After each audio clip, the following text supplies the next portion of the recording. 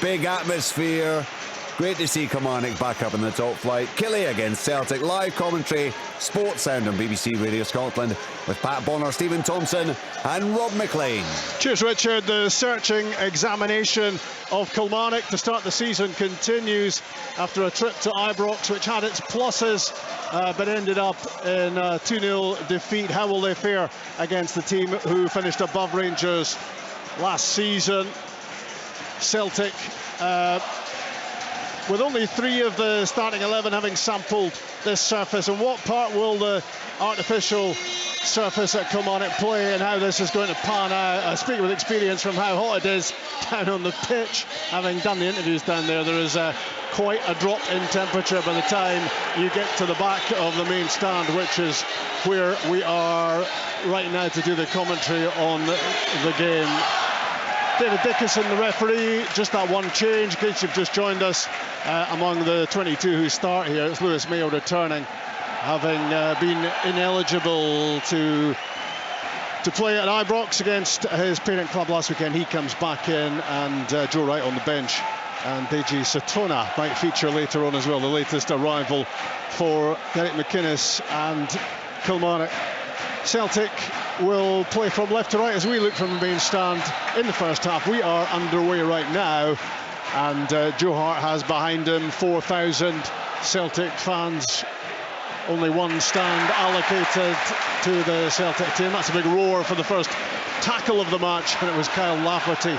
Perfectly fair tackle, fair and firm, I think you describe it as, on the far side. The ball goes out for a throw-in, and one of the Celtic players who knows, of course, the surroundings here very well, Greg Taylor, taking the throw-in, and from that throw-in, Maeda threatening down the side, and Celtic have their first corner. Ryan Alabiosu with the challenge, the ball goes behind, and Celtic can ask a question in the game immediately.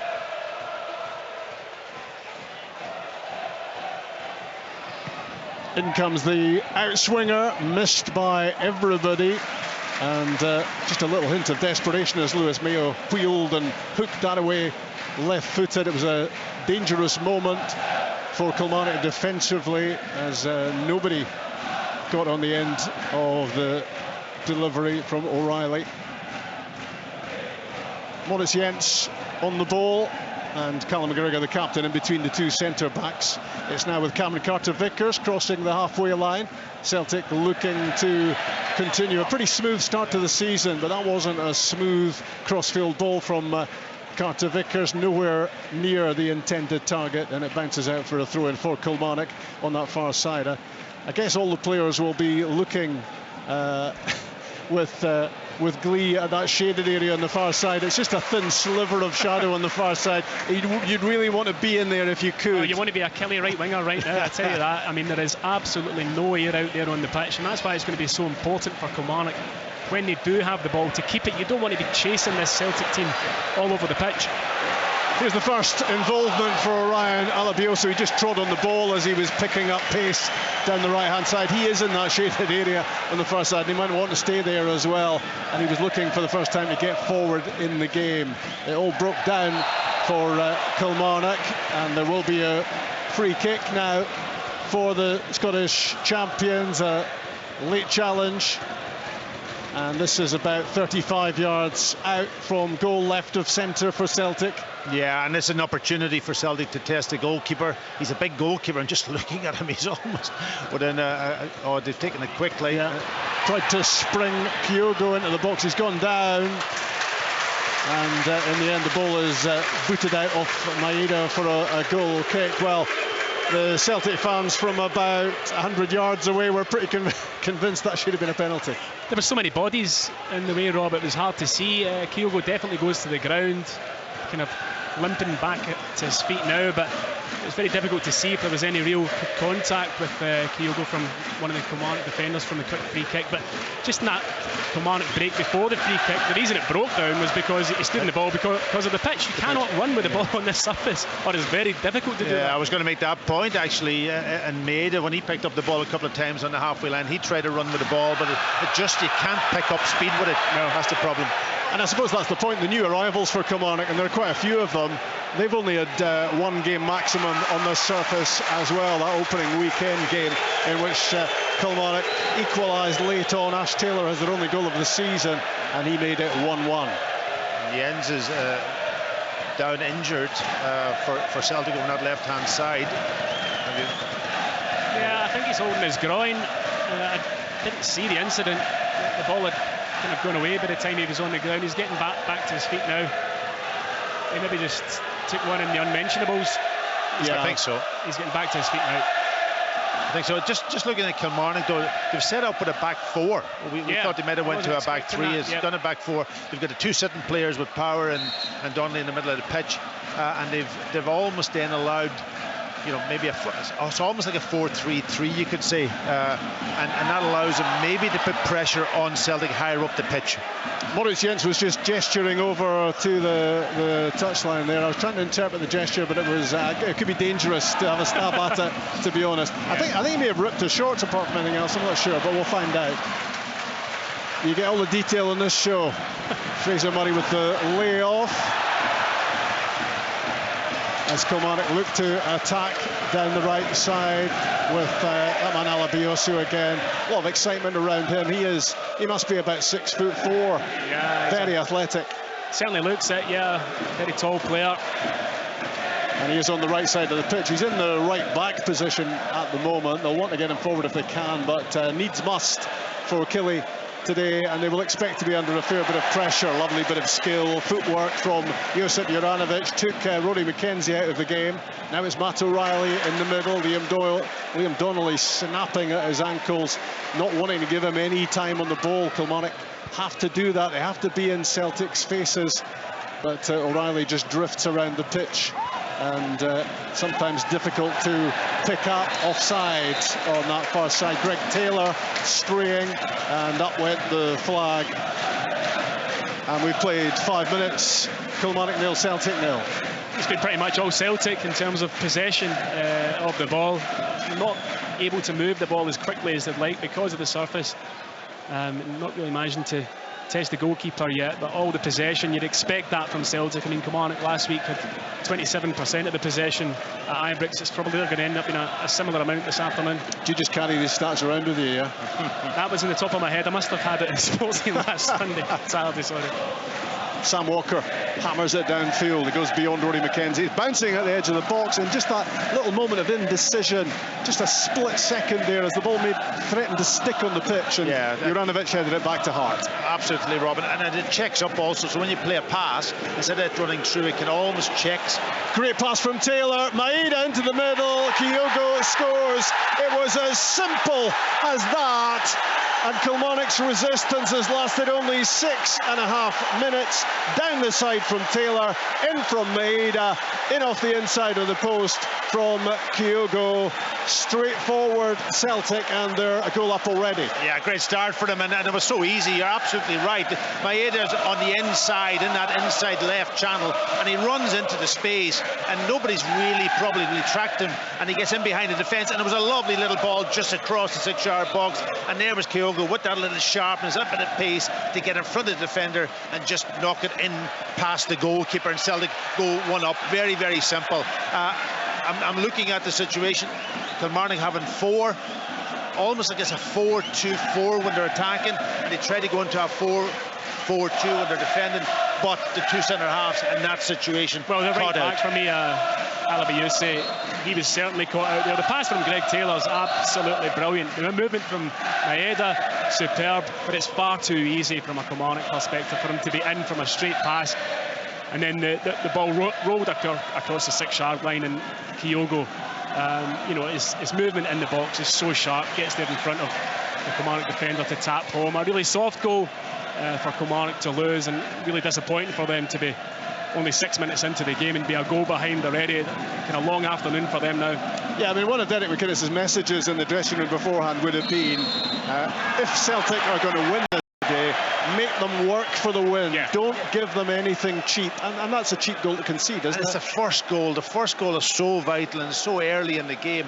What are we in 8 minutes into the game, and they're 1-0 down, and don't give away the goal. Give yourself something to almost get yourself first 20 minutes, half an hour. It's always the critical. same team talk. I've heard It's the that a same, million times. and I've said it so many times when teams play Celtic or Rangers. Keep them quiet for 20 minutes. Yeah, I mean, the amount of times I heard that over my career playing against Celtic or But you have Rangers. to, Stephen. Well, that's it. I mean, cheap goal. If you do get the first goal as a Kilmarnock team, a player, they've got something to hold on to. Now they're going to have to come out and try and chase the game. It's very difficult to do that, of course, when you've got so little of the ball. I don't know if they started with a back three, Kilmarnock, but it's very much a back four now, isn't it? Yeah, I think they did start with a four. With Taylor and Mayo in the middle. But that's the problem. You know, they have the forward. The fullback is almost he's up against Taylor and Maeda over on that side, and then Ash Taylor is the one that needs to be plugging the gap, and that's where Maeda found himself. More trouble looming here as Jota gets to the byline, turns the ball across. Power gets his head to it. Kilmarnock under all sorts of pressure here, and in danger of conceding again. Down goes Kyle Lafferty. That's good striker play. He took the contact from Cameron Carter-Vickers. He won the free kick, and he just lets Kilmarnock breathe here, because they are in big danger of this game slipping out of sight very early on. Good experienced striker play there from Kyle Lafferty, holding it up, waiting for the contact from Carter-Vickers, then going down. But just before that, the movement from Jota, bursting into the box, cuts it back, couldn't find the Celtic player, and Kilmarnock scramble it clear. Yeah, it was a scramble. This free kick midway inside the Kilmarnock half, right in the middle of the pitch. Sam Walker in goal. Zach Hemming not fit yet. He will be the first choice. Don't think there's any doubt about that when he's ready. Sam Walker, but is in goal here today, but couldn't really do anything about the opening goal. 6.5 minutes was all the time it took Celtic to poke their noses in front. It's a 6th goal of the season for them, having scored 3 in Dingwall last weekend and a couple against Aberdeen at Celtic Park on the opening weekend of the season. It's a 2nd already for Kyogo. You wonder if he stays fit all the way through, how many he might score. Kilmarnock have a free kick just inside the Celtic half. In it comes, and it's headed away by Moritz Jenz. Shorts update, he did change them over to the touchline to get a new pair on. No great injury issue. Maeda launches one from halfway, bouncing in front of Kyogo, but away from the goal scorer and through into the gloves of Walker. When Kilmarnock do get these opportunities from free kicks to put the ball into the Celtic box, it's probably going to be the best chance of getting a goal today from set plays like that. The quality of the ball is vital, and the quality of the ball there was really poor. It just lacked conviction, Tomo, didn't it, really? It was just stabbed in, hopefully, and easily cleared by Celtic. Meantime, Kilmarnock do get the ball into the Celtic box. Carter-Vickers clears, and they've got a throw in far side. Yeah, and this is an opportunity also to work something and get that ball into the box. Instead, he'd take it short, and I would like to see them try to work across in from that position when they're so high up the pitch. They end up now giving it away, and Celtic back in control of the ball. Overhit long ball from Juranovic, and Lewis Mayo can just watch that bouncing through to his goalkeeper. Well, that was not part of the script for Derek McInnes and Tony Docherty, or deep in conversation in the technical area, conceding so early on. Not just conceding early on, but the way they conceded. It was just too straightforward from the home team's point of view. 12 minutes on the clock now. Juranovic running with the ball and with pace, linking with Jota, heading for the byline, tries to clip it in under enough pressure from Liam Donnelly that he couldn't really get the delivery he was after, and it's an easy take at the near post for the Kilmarnock goalkeeper, Sam Walker. He really can shift Juranovic back when he got the ball there, driving 30 yards with it and linking with Jota, a real turn of pace. Yeah, I'm not surprised. There's people looking at him also from the bigger clubs.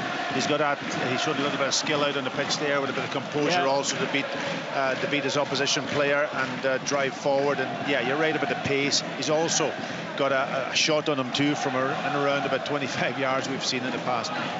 Forward goes Jenz up to the halfway line, running with the ball, holding it for quite a while. Fraser Murray eventually on top of him. That's what Kilmarnock have to do more and more in this game. It's going to be hard work in this heat, but they really have to get close to Celtic, because otherwise they could be dismantled and they're already a goal down. Greg Taylor's pass intercepted. Alan Power has it, but it's the Celtic players who are swarming around Kilmarnock whenever they have the ball. It's not been too often so far in the game, but Celtic showing that work ethic that they constantly deliver. I was going to say before the game, actually, it'd be fascinating to see Kyle Lafferty up against Jenz, Maurice Jenz, to see actually can he handle the battling of Kyle Lafferty. That's about 2 or 3 opportunities. I thought he was unlucky with that one. I'd obviously be biased as a target man striker myself, but I felt as though he won the ball without being putting too much of a foul on to Maurice Jenz. Be a good test anyway, that's for sure. It's all opening up for Jenz to drive forward. He's suddenly 25 yards out. Nobody went near him. It was like a parting of the blue and white seas there as he just strolled into a pretty threatening position. The ball back with Jenz, and this time he's got Murray at close quarters, and that's the way it has to be for Kilmarnock. They can't have Celtic waltzing through like that. It's the spare man, isn't it? Because Kilmarnock are picking up all of the Celtic midfielders. If the centre-half gets it, and Ayer used to be superb at it, and drives into the space, then they all look at each other and go, right, who's picking him up? I'm not leaving my man.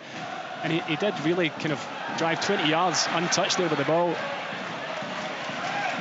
Kyle Lafferty trying to be a presence up front, trying to link up with Rory McKenzie. It didn't happen for Kilmarnock, but Juranovic's pass wasn't what he intended. He was looking for McGregor, but he did manage to find David Turnbull in the process.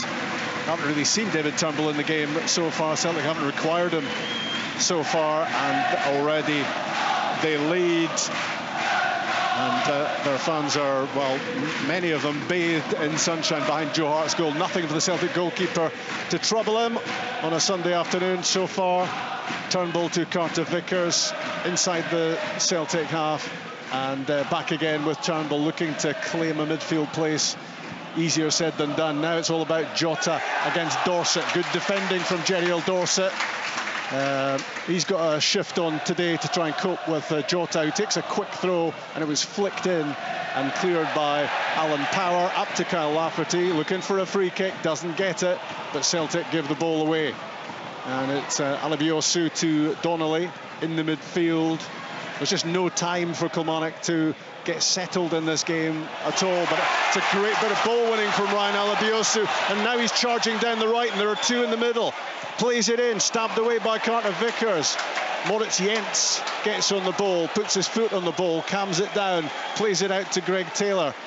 Well, that was the most enterprising moment of the match so far for Kilmarnock. Again, the delivery, it's all about the delivery. It's vital when you get yourselves out into these positions in the final third and wide areas. Kyle Lafferty's movement was excellent. He peeled off the back of Carter Vickers to the back post, and Alabiosu didn't look up. He just kept his head down, and the ball that was required was a clip to the back post. He tried to flash it in, and it was easy for Celtic to defend.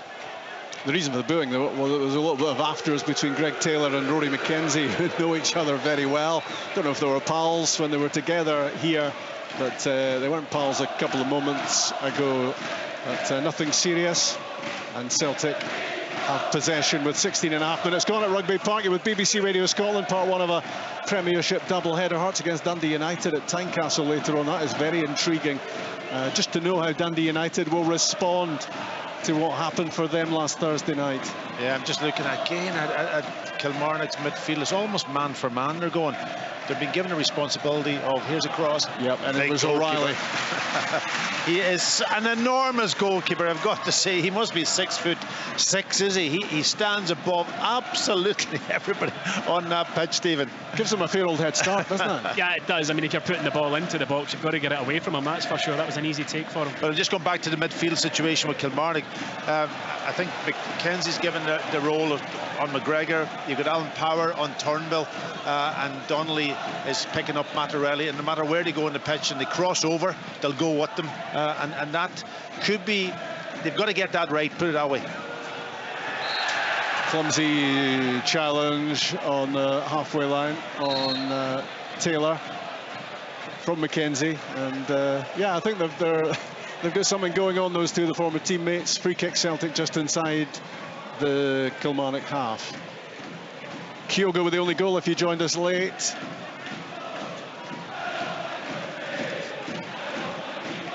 And the ball is played back to Cameron Carter-Vickers.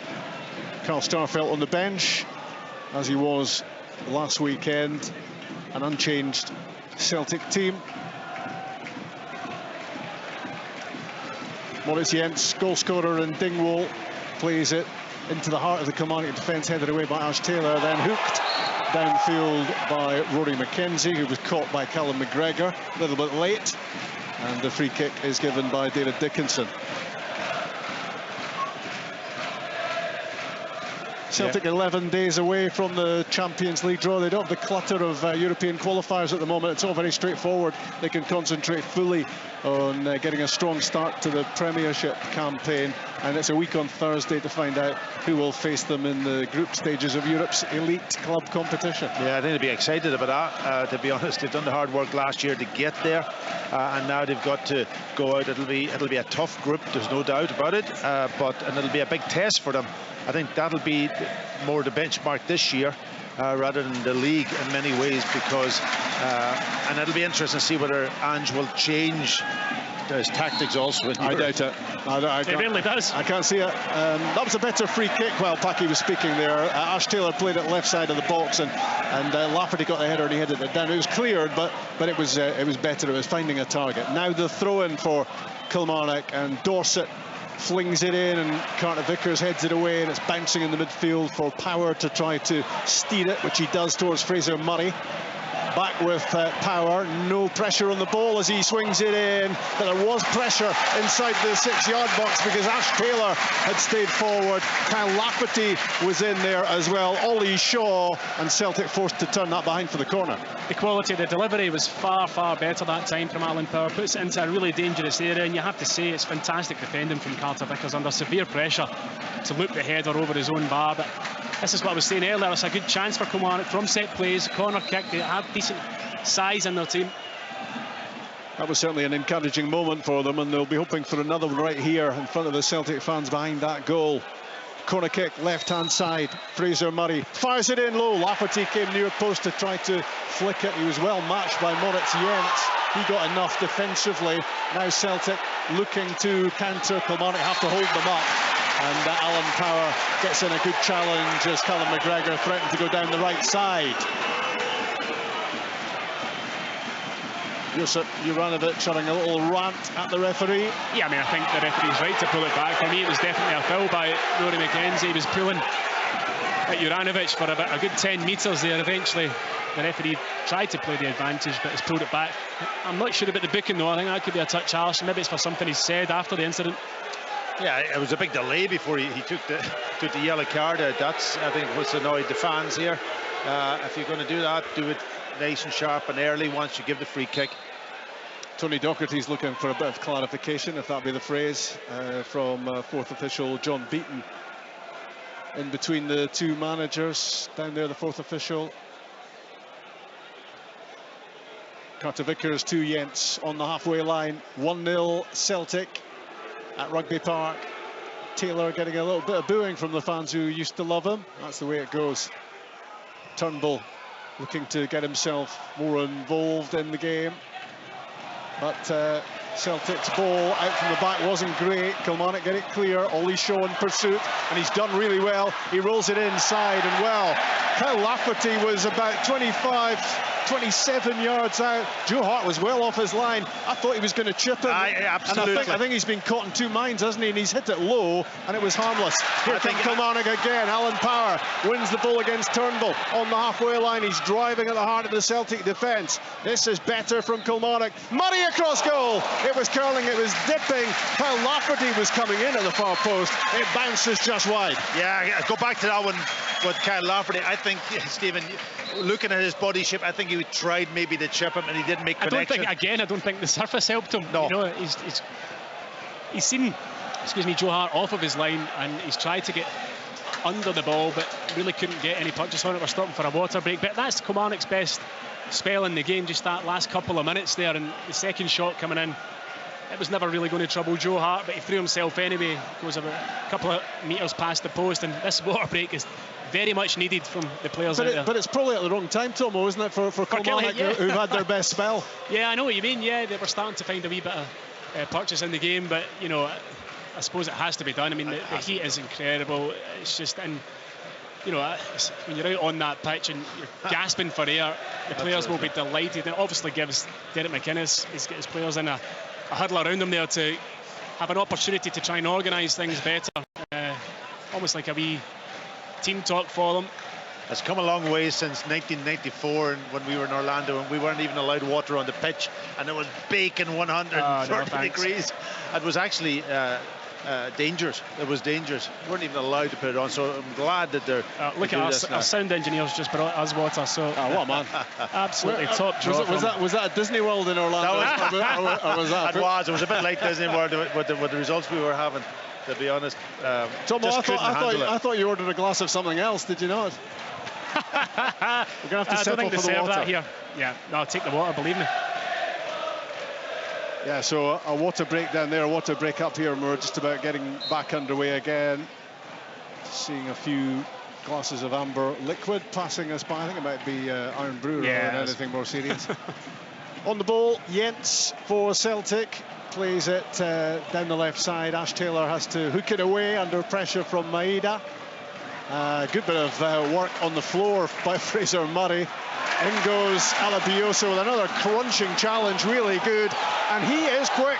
And it needed a recovery from Moritz Jenz to just stab in a foot and get the ball back to his goalkeeper there, because Alabioso in the blink of an eye went from round about the halfway line to the edge of the box. Yeah, he looks impressive, doesn't he? You know, he's tall, as you mentioned before. He's rangy. He gets himself forward. He's not afraid to go, and when he gets the ball, go and attack people. So he's just giving it away. Yeah. Greg Taylor making the mistake. Celtic have made one or two, and Kilmarnock need to be cashing in if they can. McKenzie down the left-hand side, cleared by Juranovic. He's claiming it went out of McKenzie. It did. I think the referee's got that one wrong. And it's Dorset with a long throw. It's a very long throw and a good chance for the Kilmarnock to again bring in Ange Taylor to get the ball into the Celtic sharp box. Yeah, Lewis Mayo is at that near post area as well. Kyle Lafferty is about 15 yards out at the moment, yet to make his move.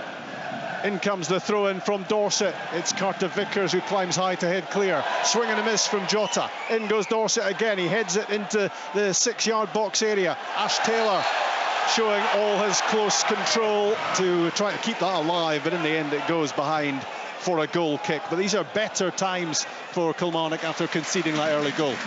Yeah, and set pieces, as Stephen rightly says, I think that's their best bet. If they can work the ball into the forward areas and get throw-ins, get free kicks, and get it into a good area, because they've got height in the team, there's no question about it. 26 minutes gone at Rugby Park. Kilmarnock 0, Celtic 1. BBC Radio Scotland Sunday Sports Sound with Hearts against Dundee United to follow later on the back of wins for Rangers and Motherwell and Livingston and St Mirren yesterday in Scotland's top flight. And Celtic are looking to hunt down a second goal here. Turnbull angles one into the box. Offside flag goes up against Jota. Coming in off the right-hand side.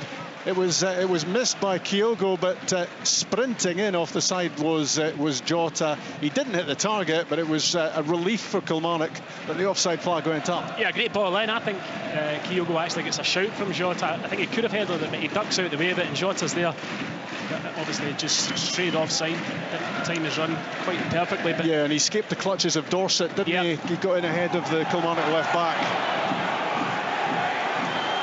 Clearance by Jenz for Celtic, headed back by Ash Taylor. Turnbull threads it down the side for Maeda, then immediately gets it back and clips one across the pitch to Juranovic. 10 yards inside Kilmarnock territory. Matt O'Reilly plays it back to Juranovic. He's composed on the ball and he picks the pass and finds Jenz alongside Greg Taylor in that area of shadow on the far side. Complete breakdown of communication between him and Maeda. The ball slips out for a Killie throw. The Killie fans enjoyed that one. But yeah, Kilmarnock have actually been doing a lot better in terms of blocking off Celtic in the midfield areas in the last, say, 10 minutes. Not quite getting as much freedom in there. It's very difficult for them to find space. Yeah, I think what they've done, Stephen, is sussed out who they should be picking up at times. Here's a chance for them on the counter-attack again.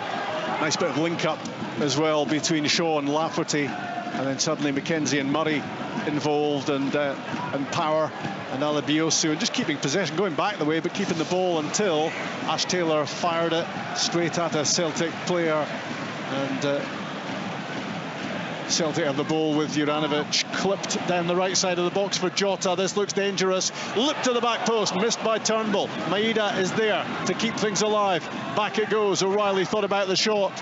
Sets up McGregor instead. Really good block by Mayo. And on the follow-up, Turnbull is well away with his effort on goal. Kilmarnock survived. Kilmarnock 0, Celtic 1. Lovely ball over the top from Juranovic. Great movement from Jota. He hooks it into the box just over the top of everybody, and then Maeda played it to the edge of the box. Matt O'Reilly laid it off to Callum McGregor, and I think it was actually Alan Power with a fabulous block just as McGregor was getting his shot off. But it kind of comes from Kilmarnock having possession. Ash Taylor just putting his boot through it instead of just turning around and keep being composed and give it back to the goalkeeper if he's under pressure. He just kicks it first time and gives it away, and you can't afford to do that. And it was at a point where they were being really patient and they were enjoying a bit of possession of the ball. They haven't had it enough, and they really don't want to be giving it away like that. And I'm sure Ash Taylor will be hearing all about that from the touchline from Messrs McInnes and Docherty. Still the only goal of the game is Kyogo's. After 6.5 minutes since then, Kilmarnock have got themselves much more competitive, but they could be in trouble here with a ball down the middle. Mayo missed it. Good covering from Taylor in behind him as both Jota and Kyogo were trying to chase it down. Yeah, that ball is on, and they're trying it so many times. Kyogo making a run, Jota coming from right into inside left position and trying to get in between the centre half. And because it's so congested in the middle of the park, they're unable to break them through that way. So actually the movement in behind has been really good. They're picking that pass more often. On that occasion, Jota and Kyogo both made exactly the same running. Kyogo was just unlucky. His first touch wasn't good enough. Good covering though from Ash Taylor. Nearly half an hour gone. Kilmarnock 0, Celtic 1.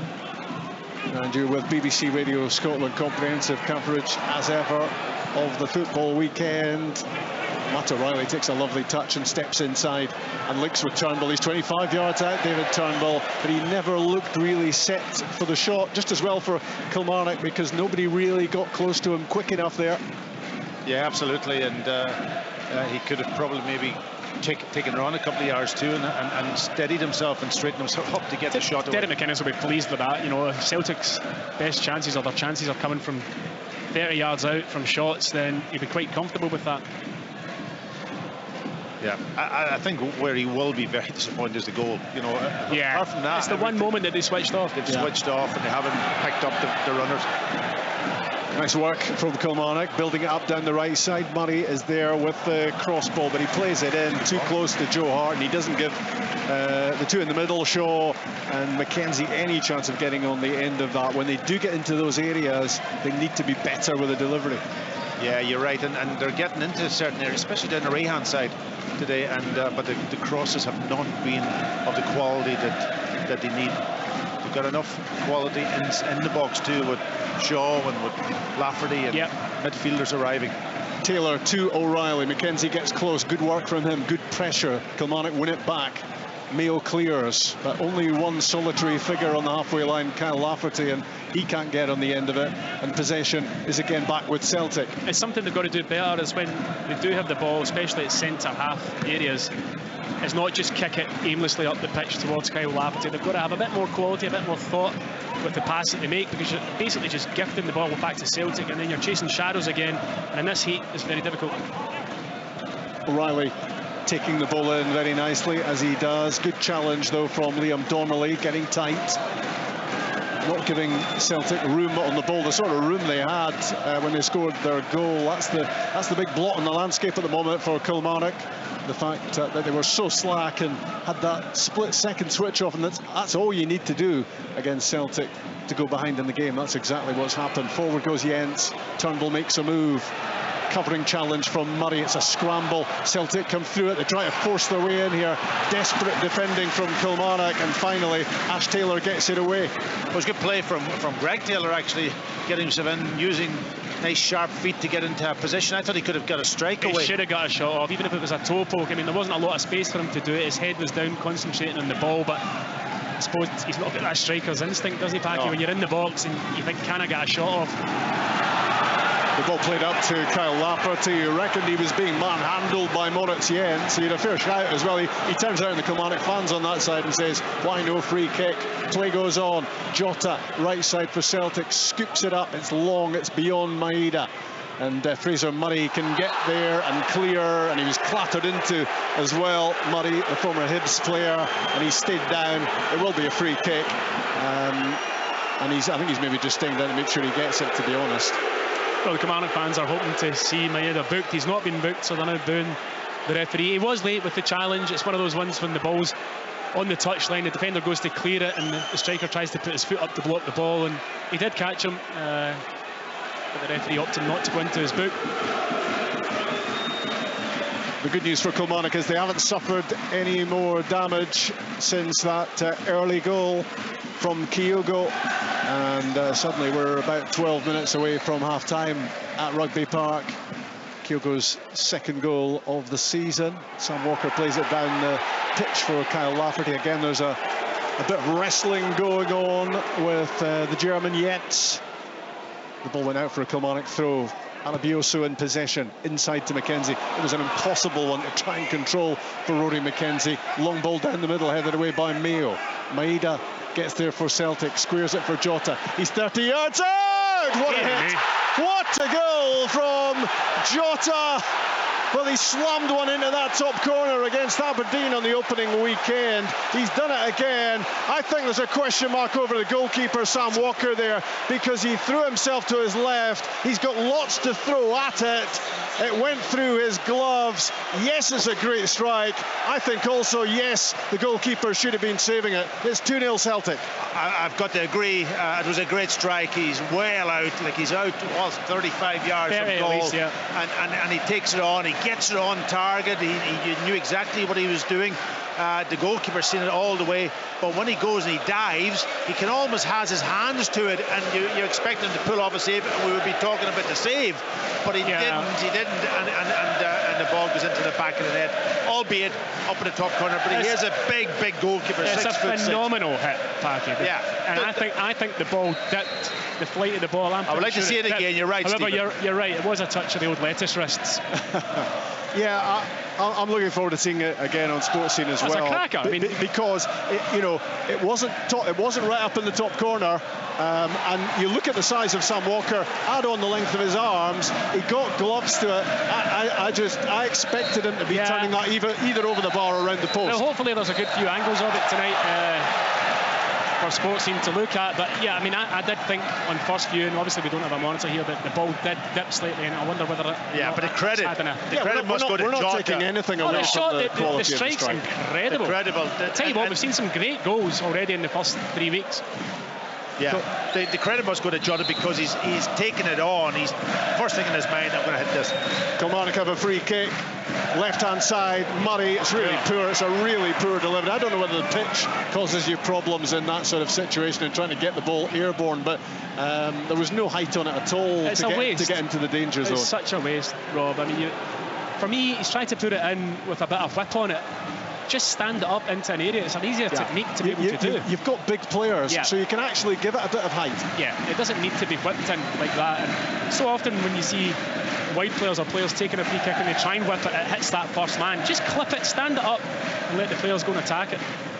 Well, that's a goal that changes the whole complexion of this game. Kilmarnock, we've felt very much in it. They have responded since conceding early, but to concede again has them in big bother, and it might get worse because Jota is in again and Sam Walker makes the save. It's pretty much straight at the goalkeeper. It was a massive opportunity for Jota to score quickly again. He's causing so much problems down this right-hand side. Again, the ball in behind the Kilmarnock defence. He should have squared it. All right, he's one-on-one with the goalkeeper. It's at a slight angle. He should have scored it. But really, the square pass to Maeda was the best option. He'd been tapping in, and actually Dorset's hurt himself in the process of trying to block him, but a huge opportunity missed. I'm just looking at the reaction down there of Ange Postecoglou. He is fuming that Jota hasn't rolled that across goal. Yeah, and it just kills the game, absolutely kills the game. But I think also that maybe it just checked up. See, when that ball's played through, he's got onto it and it just checked up, and he tries to control it in a normal pitch. I mean, he would have been in a better situation. It's such a conundrum for a forward player, when you're through one-on-one with the goalkeeper, maybe you do see the person square you for the wee pass, but you're thinking to yourself, I'm one-on-one with the goalie here. You know, I'm just taking this on myself, especially after he had just scored that fabulous goal. But yeah, I mean, I can understand Ange Postecoglou's frustration, because the third goal would have ended this game. I think especially if you're wearing blinkers and you can't actually see. Most strikers you have eyes blinkers. only for the back of the net. Yeah, it was a chance to have this completely home and hosed. Maybe hosed being the wrong word today. Yeah, I could do with one of those, actually. That's right, I could do a shot. The pass though for Jota was sensational. Fabulous, and that's what's causing Kilmarnock problems, is the ball in behind. As I mentioned, it's so congested in front of that back four, and the kind of four that are set in front of the midfield, in front of the defence. There's no real space for Celtic, so the ball is over the top, and I think that's something that Derek will need to address at half-time, because it's happened on numerous occasions. Second goals of the season for both Kyogo and Jota. Could have been 3 for the Portuguese winger. He managed to beat Sam Walker. Sam Walker makes the save there, but he was beaten from long range just a couple of minutes beforehand. Scurrying forward again is Juranovic, and David Turnbull has the freedom of the penalty box, and Alabiosu got across to get a partial block on it. That looked another really good chance for Celtic to go 3 in front. Yeah, it was a great run again from Juranovic. He left Mackenzie trailing behind him, and what on that pitch too, what the ball having to take it from almost about 50 yards all the way up the pitch, and then picks out a really good pass to Turnbull. He should have done better. He should have got out of his feet quicker. I think the concern about what Jota is doing is shown at the moment in Callum Waters appearing in the technical area alongside the manager. Well, no, it's in fact it's injury, isn't it? It's Dorset who hasn't recovered. So Callum Waters will love coming into this game. By the way, you're up against Jota. He scored once, could have scored a second, and he's generally tormenting that left side of the defence. Yeah, it's going to be a tough afternoon for him, but a test for him. Yeah, that's a disappointment for Gerald Dorset, whose game is over, hobbling towards the tunnel here at Rugby Park, so a change having to be made. As Kilmarnock wait to take a throw-in, right-hand side, Alabioso and Murray. And there was a handball there from Maeda. I think it was outside the box, left-hand side, but it was a pretty blatant swat at the ball with the left hand of Maeda, and maybe a delayed reaction from the officials. I can only think that he would play the advantage to see what was going to happen inside the box to give him the credit for it, but it's definitely a handball. But he did make the right decision after. He did, yeah. I mean, it's a blatant handball, and again, all about the delivery now for Kilmarnock. A really, really good opportunity to put a decent ball into the box. Everybody's up in terms of their size and big players. Yeah, this is a big moment in the match if Kilmarnock can get a goal back here and boost their belief. Alan Power, edge of the box. 4 minutes to go in the first half. Murray rolls it to the edge of the box. Ollie Shaw on the turn, shot blocked. Back with Alan Power, his shot is blocked as well. Celtic on the break with Jota. They're racing forward. Kilmarnock are racing back, and he switches it across Jota, and it bounces over the top of Maeda. He got control. He was right in for number 3. But the danger for Killie not yet over. Greg Taylor is inside the box with the ball at his feet. Plays it out to Turnbull. Cuts inside. Looks for any sort of glimmer of a shooting opportunity. Jota again was caught late by Liam Donnelly. It's a crazy challenge that he's booked as well, the Kilmarnock midfielder. But Jota was playing the ball back the way. He didn't have to go in for the challenge. No, it was very reckless from Liam Donnelly. I think he was probably just frustrated because Jota was almost showboating a bit with the ball, and he was kind of almost saying, right, you're not doing that. But yeah, a stupid foul, walking the tightrope now. Yeah, Celtic's counter-attack there was really, really quick, and Jota, he's almost facing the corner flag, but at the corner of his eye, he sees Turnbull over on the left-hand side, and it was a brilliant pick out. So this free kick, about 35 yards left of centre. Matt O'Reilly's over it. David Turnbull as well. 2-0 Celtic inside the final 3 minutes of the first 45. Kyogo and Jota already on the score sheet. The referee's slowing everything down here. Matt O'Reilly clips it into the danger zone. Stretching was Ash Taylor to head clear. Close to the byline, Alan Power hooks it away downfield. Back in it comes, and out comes Walker, grabbed it, spilled it, run into his own player. He's on the byline. Jota clips it over his head to the back post. Callum Waters is there to head it behind. So many chances since Jota scored for Celtic to add to their advantage. I'll tell you, the goalkeeper comes at him and he tries to catch the ball with almost a scoop situation. He should have been taking that ball and he's got high up in the air. But Packy, he's got two players in front of him. He can't, even with the length of arm he's got, he can't actually catch it. Yeah, he should be taking that ball at least about 3 or 4 feet higher in the air where he can go and attack it, even punch it. I'm not going to argue with you, Packy. You know more about goalkeeping than me. Corner kick on the right for Celtic. David Turnbull plays it in. And that's a really important bit of defending in the end, because it looked as if Cameron Carter-Vickers was about to nod in number 3, but Liam Donnelly just got his body positioned to just give a little nudge to Carter-Vickers to ensure that that header didn't end up in the back of the net. Yeah, I've been there many times myself, picking up centre halves at corners against, and if you can't win the ball, make sure that the player that's trying to win it doesn't get a free header, doesn't get an easy header, and that's exactly what Donnelly did there. He made it uncomfortable for Carter-Vickers to get any real purchase on the ball. Well, Derek McInnes and Kilmarnock and the fans will surely be pretty relieved that this scoreline is only 2-0, and just hope that the next goal might be theirs and there's some way back into the game, because in reality it could easily have been 4 or 5 by now. Yeah, Celtic will probably be ruining a couple of the opportunities that they missed, and Kilmarnock had that one spell just before the water break where they were putting a wee bit of pressure on Celtic, but since then, since the water break was over, it's been pretty much all Celtic. It's a goal kick for Joe Hart to take. It's about all he's had to do in the game, despite little flurries from Kilmarnock. Nothing approaching a save for the Celtic keeper, and play has been constantly pouring in the other direction. Just the 2 goals to show for their undoubted superiority so far. Loose pass from Jenz, but Greg Taylor did well to wrap his left boot around it and keep it. Loses it this time, but very quickly when Celtic do give up possession, they get it back. McGregor to Juranovic with his back to goal. Matt O'Reilly, the captain. McGregor again. Juranovic stepping in off the right with one of those little pacey bursts. 4 minutes being added.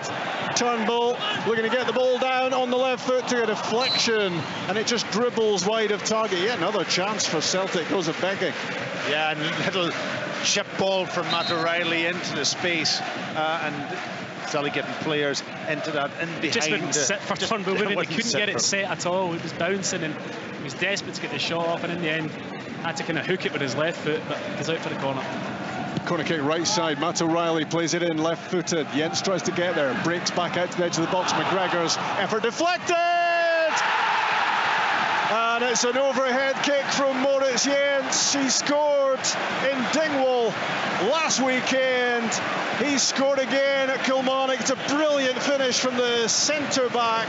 He was about 7-8 yards out, and it was the hitch kick into the corner, and Celtic are cruising. Kilmarnock 0, Celtic 3. Yeah, I don't know whether the deflection off, I think it was McGregor's initial shot, and it was kind of almost, I think there was a shout maybe even for a handball, but it kind of deflected. But nobody was picking Jenz up, and in the middle of the box where you expect a body at least defensively to be there, and he had all the time in the world to get almost do that hitch kick. Normally somebody should be picking him up. Well, if you don't win the first ball when it comes in from a corner, you've got to be really alert for the second, and Kilmarnock were not. But I tell you what a finish for us. Here's Ollie Shaw into the box for Kelly, and well, it's the first save of the match for Joe Hart. It's not a shot that was going to beat him. He was at an angle, Ollie Shaw, as he got his way into the danger zone, and he didn't really catch the left foot shot either. It was a little flurry from Kilmarnock, but the strong feeling here is that the horse has bolted. No, it has now, absolutely. And you know, when you look at it, yes, there's quality in Celtic's goals. You know, there was quality in that particular goal with a centre half doing almost like an overhead kick in the middle of the box. Jota's was quality because he'd taken on the shot. The first goal was so simple, but when you look at Kilmarnock, my word, that's a great switch from Fraser Murray across to Kyle Lafferty. left side of the penalty box. He tries to curl one into the top corner, and the big roar is from the 4,000 Celtic fans behind Joe Hart's goal, because the ball was heading their way rather than into the back of the net. Well, he took the wrong option. I mean, the shot was very difficult from where he was, you know, kind of 20 yards out on an extreme angle. Callum Waters had made a fabulous overlapping run. If he'd managed to just see it out the corner of his eye, he'd have been in.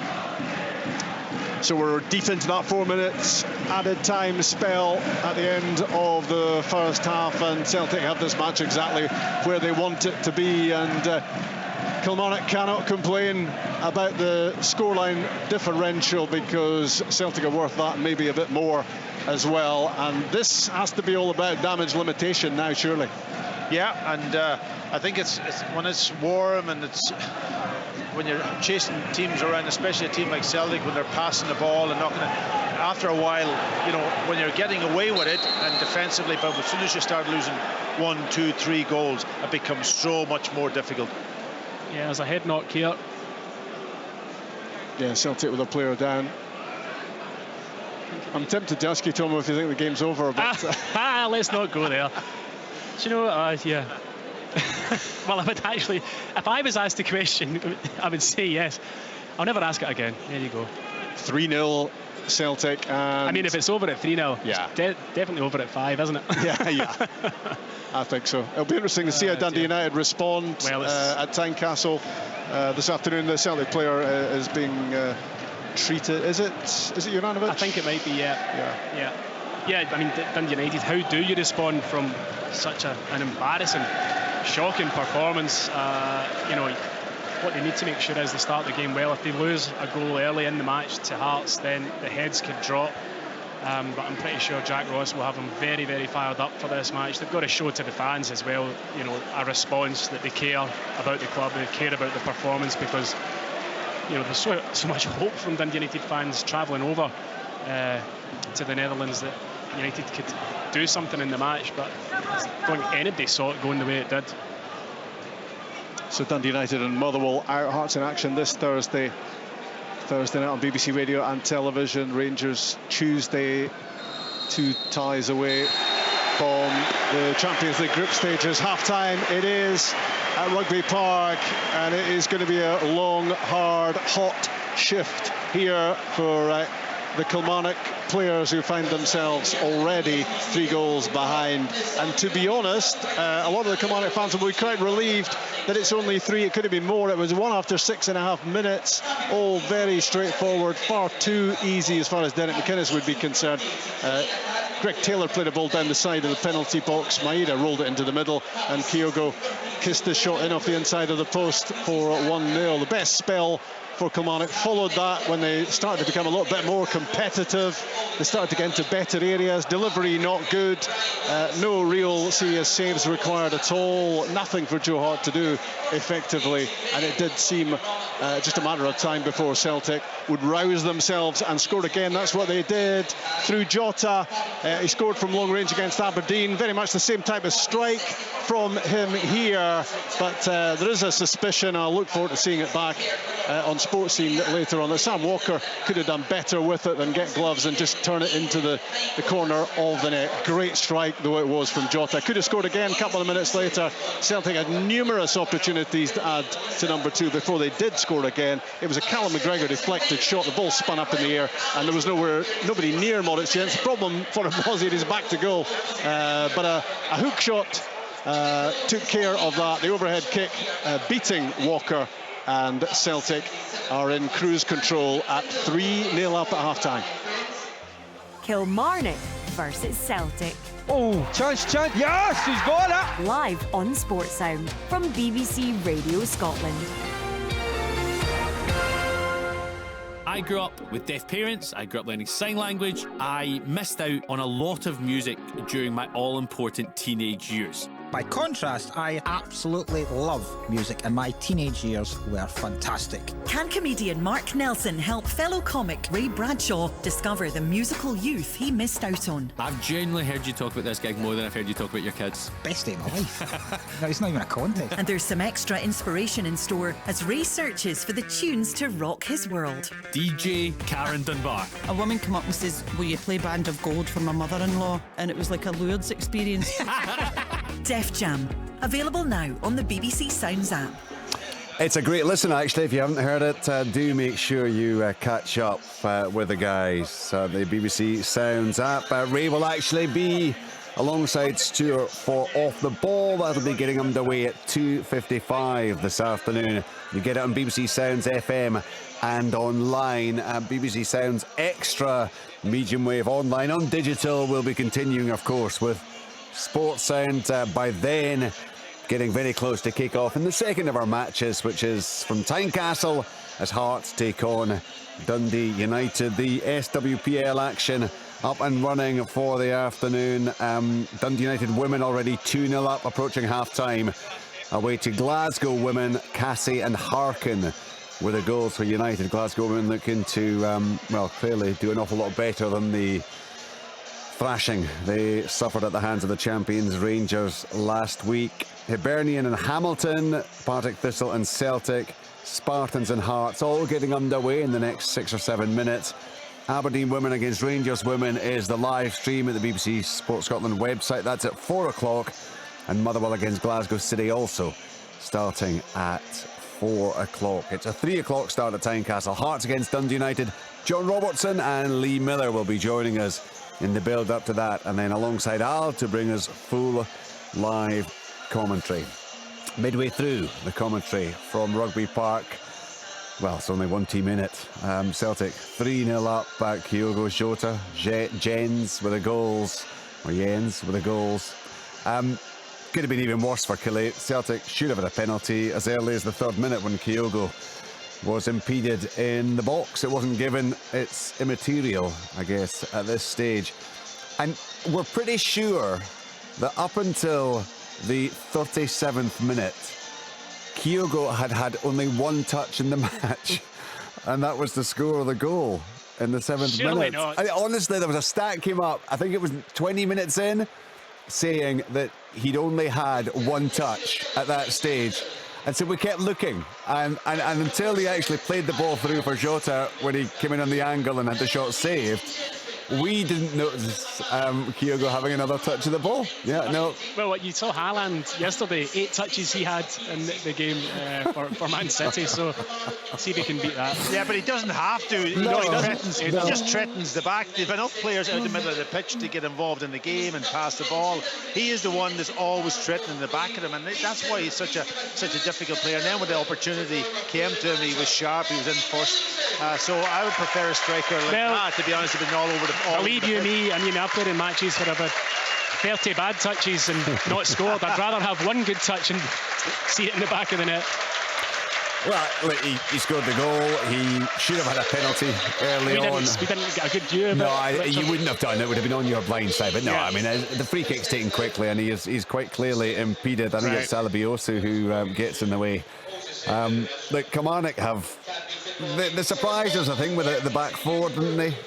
Bottom line is that Celtic have just gone up through the gears. I mean, I think back to the Aberdeen game in the first week of the season. I think they were at about 60% that day and cruised it by 2-0. I know they were given a bit of a fright against Ross County last week, but they've done what they do late on, and they win that one. I mean, they're just looking untouchable in this one, aren't they? Yeah, listen, their movement, their passing, their ability on the ball, every single player has got quality. There's no player out there you would say, well, he's not quality on the ball. Every single one of them can take the ball, pass it, move, and they're quite comfortable taking in tight areas also. I'm looking at what Derek has done, and I know it's not easy. You come up against Celtic, you say, well, how do I find a way to play against them? He's changed it to a back four, but let's face it, that's where all the issues for them have been in that defence. The defence have been poor for 3 goals, and the quality of Celtic, of course, with the 3 goals, every single player. Jota's taken on the shot, Jens's overhead kick, Maeda and Kyogo linked up to make it a very simple goal. But when you look at that from a defensive perspective, very, very poor, Richard, and that all comes from the defenders, not so much even higher up the pitch. So I know he's done it because he needed a bit more players in the middle of the pitch to sort of almost deal with Celtic putting the two fullbacks in there and so on. Maybe try to press them, but in this weather, can you press? Probably not as much as you would like. So you would need to probably go for this other option. He played the first 2 games, he went with a back 3, and that he got decent results out of it. But now 3-0 down with a back 4 hasn't worked. The biggest thing for me, Richard, has been that the midfield so congested. Celtic, with the pitch as well, are unable to kind of really get their slick passing going in front of the Kilmarnock back 4. So the movement in behind has been vital, and it's been excellent. The timing of the runs from Jota, from Maeda for the first goal, from Kyogo at times, getting in behind the Kilmarnock defence, because the one thing they can control what's in front of them, and largely they've done okay with things that are in front of them. When the ball has gone in behind the back 4, it's caused them so many problems, and you have to credit Celtic for that, of finding another way to exploit the Celtic defence, and it's been a fabulous performance from Celtic in difficult conditions on a sticky pitch. The quality of the attacking play has been absolutely superb. It's meant that they haven't been able to, as you say, they haven't been able to do it as regularly as they might, but it's almost like they're picking their moment, isn't it? And when they do implement it, as Kyogo did to send in Jota for the shot was saved, as they did for Maeda for the first goal. It's just devastating. And they're making the right decisions, aren't they, when they get into those positions, generally? Yeah, of course they are. And that's but I think, we talked about whether you should be in European competition, trying to qualify and so on, and you're under pressure. I think it's given him a fantastic opportunity on the pitch in training to get his players. He can work on things. He can get relationships built up. He can work on the technical side. Yes, maybe the sharpness might not be quite what it would be if you were maybe under competition, but all the other part of the game, I think that's critical. They're sharp, but what I'm saying is that the other part of the game, the movement off the ball, the passing, you can see it. It's all there very, very early in this season. It's all there. It's as good as they play throughout the season, to be honest. Well, half-time, and they've already matched what Rangers had reached at the end of the game yesterday in terms of their overall score. So it's 8 goals for, 1 against. They'll be looking just to add to that, I guess, in the second half and just steal a march on their rivals. And you certainly wouldn't be betting against them increasing this tally the way the first half has gone, would you? No, you wouldn't. And you'd expect to see, with this heat and the demands on the players, substitutions coming on from Celtic. I mean, you look at their bench, the quality is there, much like Rangers' bench yesterday, so strong. It just shows you the depth that both of the big two have, really, and it's so difficult for other clubs to be able to compete. Abada came on at half-time last week, was superb, scored a fabulous goal. I'd expect to see him. You could bring Forrest on. You've got Aaron Moy there. Giakoumakis, I think, will come on. So, when the Kilmarnock players are tiring, Celtic will bring on players of fabulous quality to re-inject and reignite their performance. So, I mean, it's going to be a long second half for Kilmarnock, and you really can't see any way back from damage limitation. Probably, does Derek try and, I don't know, make them more offensive, but by doing that, you leave yourself susceptible to taking a real thumping. So it's a conundrum for the manager as well. Yeah, Richard, sorry, just on that substitution thing, I think that's been a huge advantage for the top teams now. And the fact there are so many substitutions available. So many, and then if you build your bench up in the way the Celtic have done, the way the Rangers have done, how do you compete with that when you're a small club? No, you don't. You can't. I know you can, but you have to try somehow to do something to be in this game, because if the game is going away from you, it's only going to get worse from. Well, what you need is the opposition, whether it's Rangers or Celtic, to have an off day. It doesn't happen often. I mean, you look at yesterday, St Johnstone for 30 minutes trying to hold out. A similar thing that Kilmarnock did last week, but the quality always seems to come through and break you down. When the first goes in, it becomes ever so difficult to try and stay in the match, and the same things happened here, although Kilmarnock lost that early goal. And as we said in commentary, the team talk always is keep it tight for 20 minutes, but he didn't. No, that's what I'm saying. That's immediately you're on the back foot, and I think at 1-0 Kilmarnock were kind of coping all right, dangerous moments.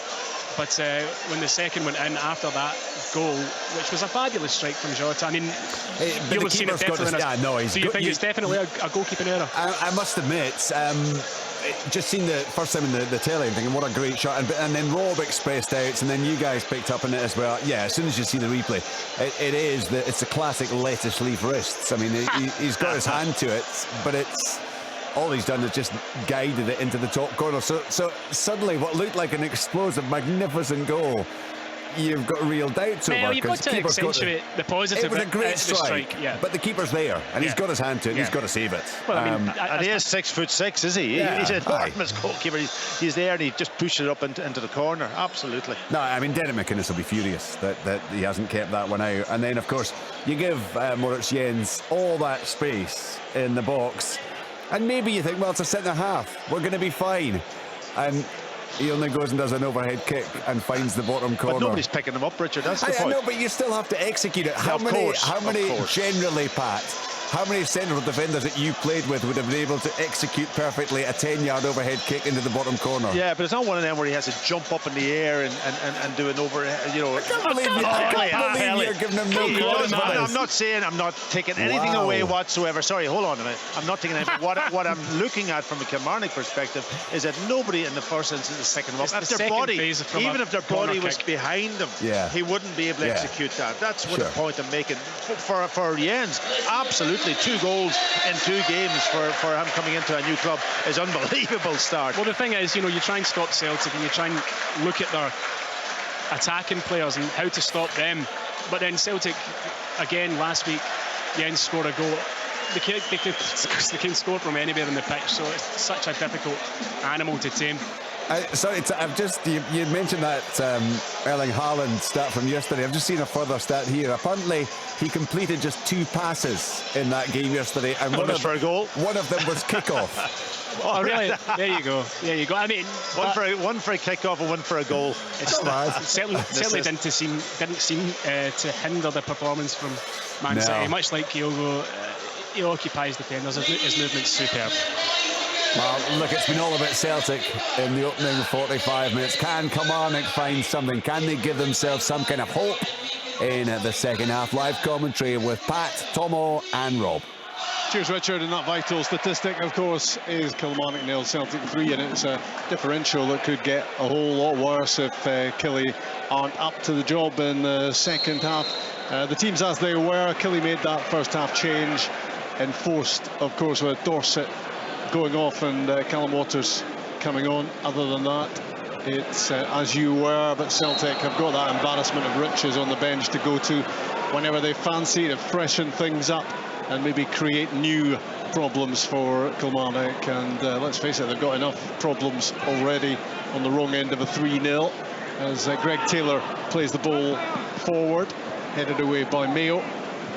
Maeda onto it, left-hand side, rolls it in. Ash Taylor first there, but he makes a hash of the clearance, gets away with it, came off O'Reilly, who couldn't do anything with it. Now Kilmarnock try to get themselves forward, a ball down the right side for Ollie Shaw to chase and catch.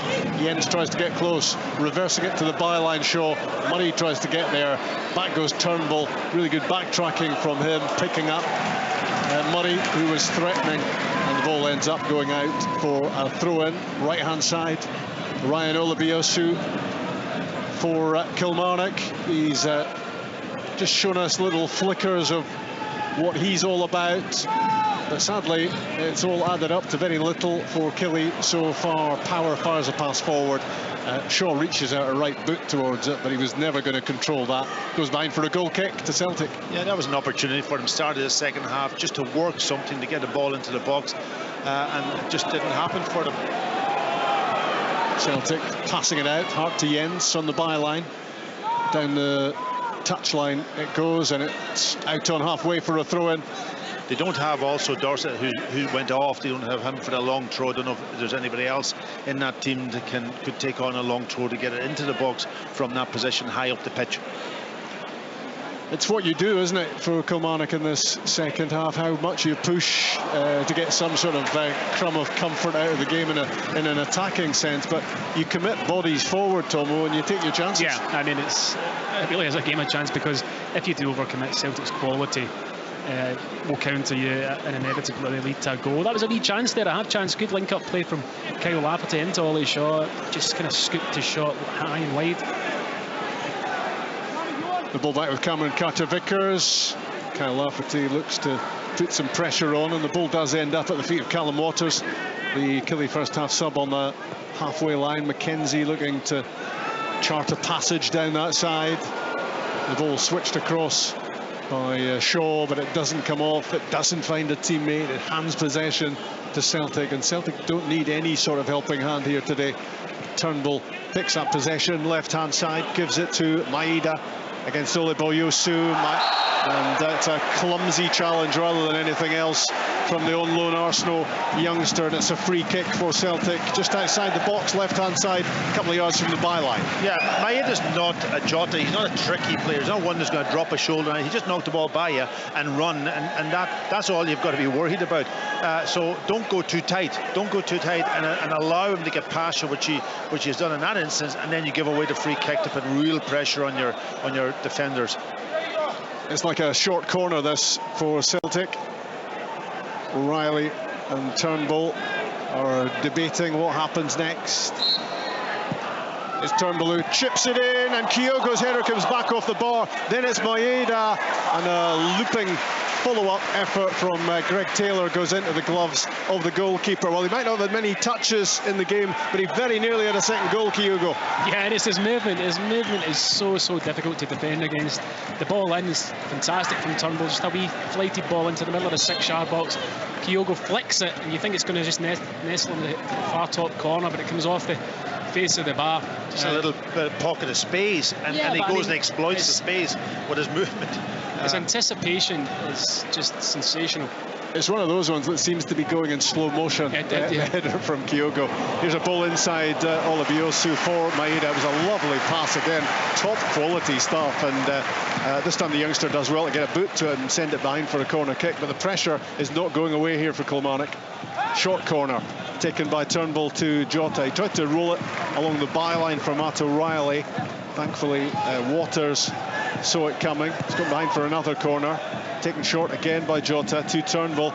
Jenz at the edge of the box, clips it into the back post area. It was a lovely little ball from the centre back. He's got a fair bit of football about him, apart from his main defensive duties. He's already demonstrated with that hitch kick, which failed to totally impress Backy Bonner. No, please don't go there. I think it was a great finish from him. It was just, I was trying to make the point about the... I know, there was no pressure on him. Just in case you upset people along the way here. No, exactly, and Kilmarnock should have had somebody closer to him, because the ball was bobbing around for long enough that Kilmarnock could have got some pressure on him rather than leaving him unchallenged. But the technique was terrific, as was his technique there in the opposition box with that little clipped ball for Taylor at the back post.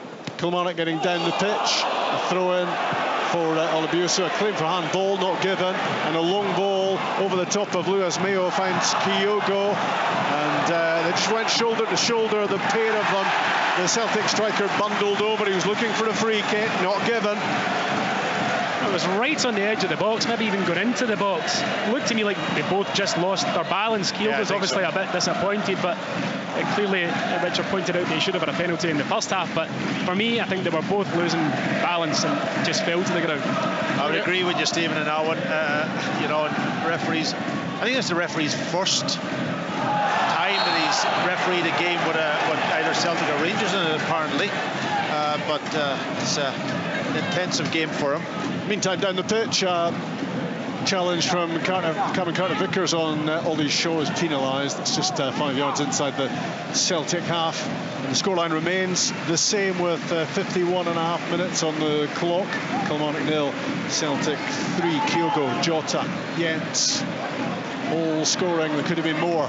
Olabiosu attacking for Kilmarnock down the right side. Maeda doing some great defensive work. Came off and looked like it was heading for a corner, but his pace meant he could rescue the situation. And now it's the Killie captain, Power, who rolls it back to Callum Waters. Nice spin away from Jota. He's on the right-hand side, on his right foot. Down the line it goes. Taylor has time to step away from Olabiosu. The linesman was almost about to utilise his flag there for a moment. He thought otherwise. The ball is lofted forward towards Power again. He gets it on the deck, down the touchline. Olabiosu picks it up, spins back, tries to find some room, threads his way through. The ball squared by Shaw to Waters. It's a good spell of possession for Kilmarnock, and they've worked it from right to left.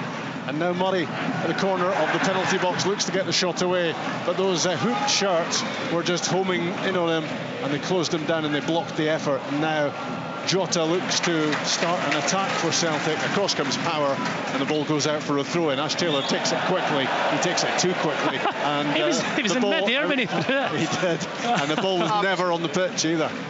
That has to be easily the best throw-in I think I've ever seen. It was pretty high on artistic impression there as he grabbed it and on the move, but it was a poor one from him. It's like he was shooting a basketball. Yeah, it was ridiculous. Moritz Jenz is down, and just has that look about him that maybe means he's going to have to be replaced. Yeah, and it looks like Starfelt is going to come on, and he's just coming back from injury. So, has he been rushed back? Is he okay to come back? Obviously, he sits on the bench, so he was on the bench last weekend as well, wasn't he? You would expect him to be in a okay shape to come on, but worrying for Celtic that. I didn't see the actual incident. Took Jenz to the ground. Hopefully he's okay. He looks a handy acquisition, doesn't he, Moritz Jenz? Yeah, he does. I've been impressed with him this afternoon. He's handled the physical presence of Kyle Lafferty well. Obviously uses the ball well, and his goal, that was sublime. Yeah, I think he tried to compete early on with Kyle Lafferty in the air over those long sort of goal kicks or free kicks from the goalkeeper, and that just he wasn't going to get anything out of Kyle Lafferty, and so he just dropped off then and allowed Kyle Lafferty then to just flick things on. I'm not sure what is up with him, but what he has is he's got balance on the left side because he's two-footed. He's probably predominantly more right, but he can play with that left, so he'll step out into that position and play as Celtic try to build the game, of course, through two centre halves. So that gives good balance to the team. It's the return of Carl Starfelt after injury to be reunited with Cameron Carter-Vickers. It was that central defensive pairing that played pretty much all through the season last time around. He had his critics. He still has his critics, I guess, Starfelt. But certainly the numbers work as far as the defensive stats for Celtic last season. I think he came onto a game later in the season. I think defensively, I thought he had a good defensive season, to be honest. There was games when he actually was probably nearly man of the match from some of the defensive stuff that he had to do. And he certainly has the confidence of the manager, and that's the most important thing. Rory McKenzie for Kilmarnock plays it across the pitch. Fraser Murray on the right side. Olabiosu ahead of him. It goes to Power. Lovely ball down the right side of the penalty box for Rory McKenzie. Partially cut out. Olabiosu onto it, and he tries a left footer from 25 yards. He just spun, saw the opportunity. It wasn't going to beat Joe Hart, but it wasn't too far away. It was a decent effort. Better from Kilmarnock. The ball into the channel from Alan Power, excellent. The movement from McKenzie, the wee back heel didn't quite go into Olabiosu's path. He managed to get there and then tries a kind of hook shot from the edge of the box on his left foot, and never really going to trouble Joe Hart. Well, Carl Starfelt's first ball out from the back has gone out of play without troubling a teammate. David Turnbull gave chase, but it's gone out for a Kilmarnock throw. Ash Taylor will take this from a more static position than he did the last one. And he gives it plenty towards Kyle Lafferty. Oh, and down goes Kyle Lafferty. Was he being pulled by Carl Starfelt? He wanted a penalty. The decision goes the other way. Yeah, I think it was a delay, to be honest, going down slightly. I think he was grappling, but whether it was a free kick, I don't think it was a penalty, that's for sure. Well, he held him off very, very well, and Carl Starfelt was running the risk by kind of being very, very close to him and kind of pulling him as Kyle Lafferty backed in. But yeah, there was a wee delay, a half second, then he kind of throws himself to the floor.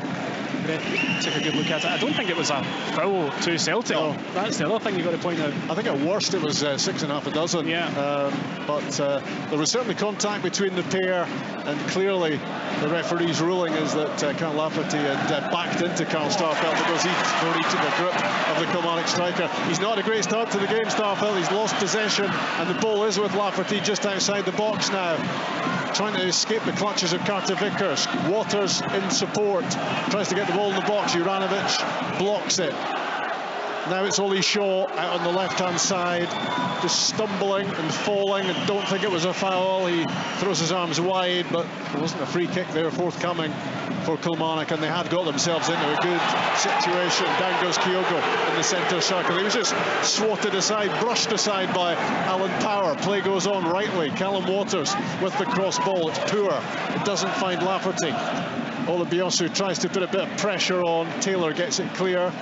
And another Taylor, Ash returns it. Headed away by Starfelt, who needs a bit of time to settle into the game because his opening moments haven't been special. A wee bit rocky, but you can expect that. You know, he's had no first-team football this season, and you're going to, especially at the heat on this pitch as well. And Kilmarnock have actually started to play a bit better, certainly better than they did in the first half, having more control of the ball. Playing better, but 3 goals behind. Tug at the shirt of Turnbull by Power. Ball goes back to Starfelt and then back to Joe Hart. Plenty for Celtic to go to on the bench in addition to Starfelt. Dan Armstrong is going to be coming on shortly for Kilmarnock. They are making a fist of it at the moment, the home team, but you just feel as if Celtic have maybe dropped a gear for the moment, and they can change back to full steam ahead very, very quickly. And it's Jota on the right side of the box who rolls it out to O'Reilly. Juranovic with an angled, well, he might claim it was a pass. It looked like a shot with the inside of the foot. Comfortable save for Sam Walker. It was just if it was a yard or two further out, he had 2 players, Maeda and Kyogo, just right on the 6-yard box. Down goes Greg Taylor, and it's going to be yellow here for Kyle Lafferty. Was there an elbow, I wonder, there as he backed into the Celtic left back? Well, David Dickinson's seen enough to book him. Not for me. I mean, I think he just uses his arm and his body to back into Greg Taylor, and Greg Taylor's obviously smaller than him, so when he's putting his arm out, it's going to be at the kind of throat or head level of Greg Taylor. That's certainly the gesture from Taylor to the touchline there, that an elbow was used. But I mean, it's what you want Kyle Lafferty to be doing. He's doing his job. He's backing into the defender. Slightly harsh, that one for me. On the ball, Starfelt rolls it into the midfield and gets it straight back from David Turnbull. Now with Taylor, halfway line, left-hand side, into the middle. Kyogo tried to flick it on. Ash Taylor and Lewis Mayo doing the defending. Now Fraser Murray under real pressure on the touchline. He had a couple of Celtic players, Taylor and Maeda, teaming up to put the pressure on there. The ball goes out underneath us. It is a Kilmarnock throw-in. You are listening to BBC Radio Scotland. We've played an hour at Rugby Park. Kilmarnock nil, Celtic 3. It was that way at half-time. Kyogo and Jota and Moritz Jenz with the goals. He's since gone off to be replaced by Starfelt. Header forward from Lafferty, bounces away from Shaw. It's been that sort of day for Kilmarnock, in the sunshine, in the heat, and it bounces behind for a goal kick. Celtic just haven't quite had the same kind of energy levels as they did in the first half in terms of the movement of the ball and on with the ball. It would surprise me to see Ange Postecoglou going to the bench soon to just reignite them a bit. Just introduce a bit of freshness, maybe. Olabiosu down the right-hand side was challenged and fouled by Maeda. Not sure that was a yellow card for Maeda, but David Dickinson was. He's booked him. Yeah, I think it's probably because of maybe other bookings and that also. And he's got past him. He's put out a leg and kind of almost hindered him, but it wasn't a dirty tackle by any means. You just look for the referee to do that old pointing around the pitch thing to indicate that it's a tot-up of offences. He didn't do that there, but that might be the reason. for the booking. Off goes Fraser Murray, who has sweated. And he can hopefully get himself cooled down. Dan Armstrong is on. He's going to be immediately involved with the free kick. Right-hand side, couple of yards in from the touchline. McKenzie leaves it. Armstrong curls it in. Johar came for the punch, didn't really get much on it, but Celtic somehow did get it out of the immediate danger zone. Taylor, left-hand side, lofts it in on the half volley. Maeda clears it, and it's Armstrong again who rolls the ball inside and immediately wants it back, looking to have an instant impression in the game, and he spins away from Maeda. It's positive from Armstrong. Now he's heading for the byline. Can he create? Starfelt blocked the ball. It came back off Armstrong. In the end, there's an O'Reilly header to get it clear, and the Kilmarnock fans are responding to what their team are doing here. Much better from Kilmarnock, it really is.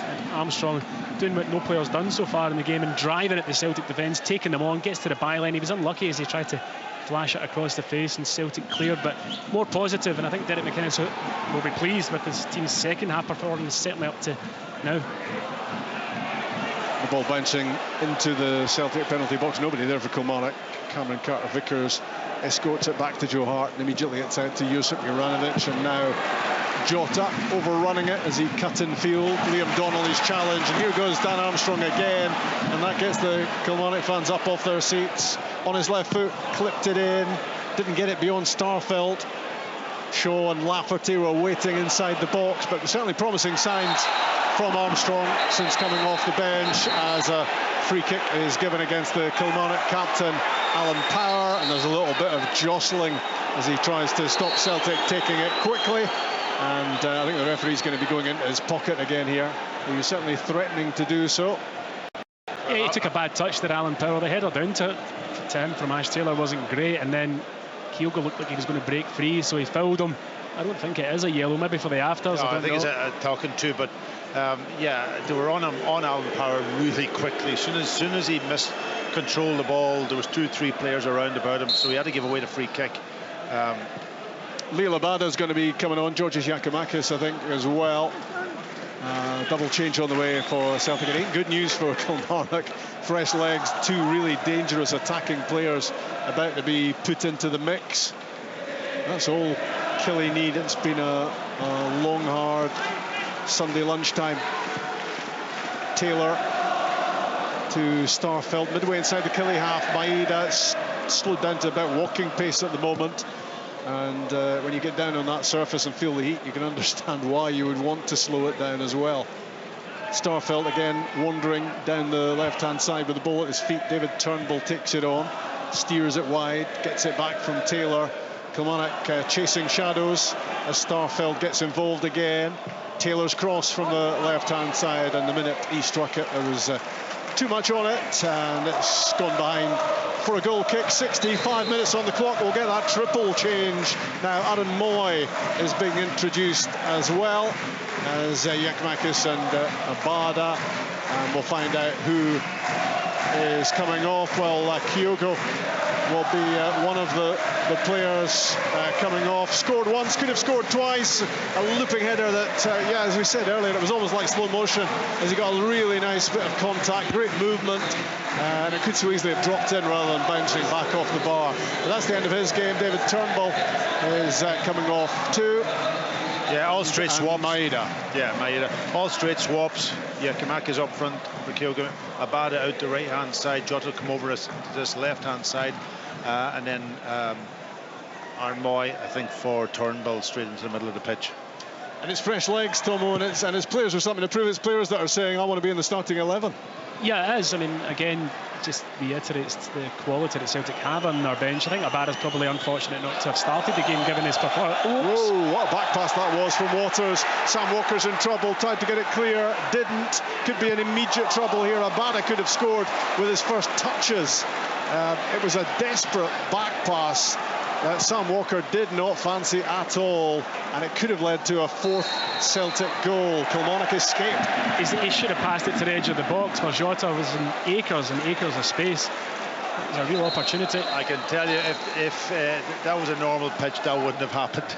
I think he can get stuck up. It's almost a goalkeeper getting a pass back like that, then trying to get a touch, and then Abada getting stuck under his feet also. It was a pretty fivey pass back, wasn't it? You wouldn't have been grateful for that one. I'd have dealt with it, no problem.